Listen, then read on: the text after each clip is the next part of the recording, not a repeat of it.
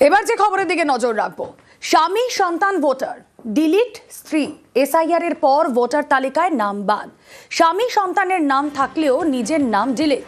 দুশ্চিন্তায় ক্যানিং এর মাতলা 2 পঞ্চায়েতের রাধারানী দে।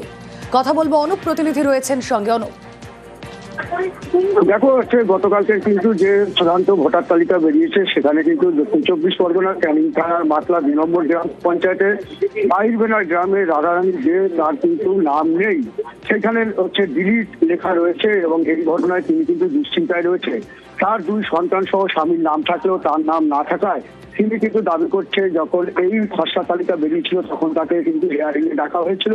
সে সময় কিন্তু তিনি কিন্তু তার সমস্ত ডকুমেন্ট দিয়েছিলেন এবং 2002 সালে তার ভোটার লিস্টে নাম ছিল না, কিন্তু ভাই বোনদের নাম থাকাও কিন্তু তাকে কিন্তু হিয়ারিং এ ডাকা হয়। সেখানে তিনি কিন্তু সমস্ত তথ্য দিয়েছিলেন এবং দেওয়ার পরেও কিন্তু তার গতকালকে যখন চূড়ান্ত ভোটার লিস্টে নাম বেরোয় সেখানে তার নামের সঙ্গে ডিলিট লেখা দেওয়ার পরে থাকার পরে তিনি কিছু দুশ্চিন্তায় দিন কাটাচ্ছে। এই ঘটনায় তিনি দাবি করছেন নির্বাচন কমিশনারের উপরে এবং তিনি 2026 সালে যাতে ভোট দিতে পারেন তার দাবি জানাচ্ছেন রাধারানী দে।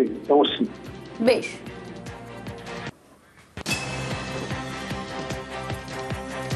এসআইআর এর ভোটার তালিকা থেকে নাম বাদ বিডিওর লিস্ট থেকে জলপাইগুড়ির ময়নাগুড়ির বিডিও প্রসেনজিৎ কুন্ডুর নাম বাদ। আলিপুরদুয়ারের বাসিন্দা প্রসেনজিৎ কুন্ডু আলিপুরদুয়ার বিধানসভার ভোটার। 2 বছর ধরে ময়নাগুড়ি ব্লক ডেভেলপমেন্ট অফিসার পদে কর্মরত, আর তারই নাম বাদ।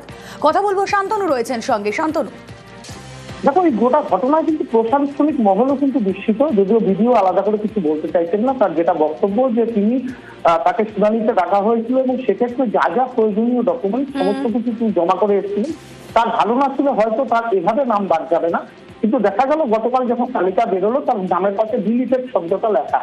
গোটা ঘটনায় তিনি যেমন বিস্মিত, প্রশাসনের সদস্য আধিকারিকরা বিস্মিত। তার কারণ এই আরোপ দায়িত্বে কিন্তু রয়েছেন ময়নাগুড়ির এই ভিডিও এবং তার আওতায় কিন্তু একাধিক মানুষের ভোটার তালিকায় নাম উঠেছে, সংযোগের সমস্ত বিষয়টাই কিন্তু তার লক্ষ্য দর্পণে। কিন্তু নিজের ক্ষেত্রে যখন এরকম একটা ঘটনার সম্মুখীন হয়েছেন তখন স্বাভাবিকভাবে তিনি বিস্মিত, প্রশাসনের আধিকারিকরা বিস্মিত এবং সাধারণ মানুষের মধ্যে প্রশ্ন উঠছে যে ভিডিও নামের যদি এভাবে বাদ চলে যায় তাহলে অন্যান্য যে সাধারণ মানুষের নাম বাদ চলেছে তাদের ক্ষেত্রে কি করা হলো।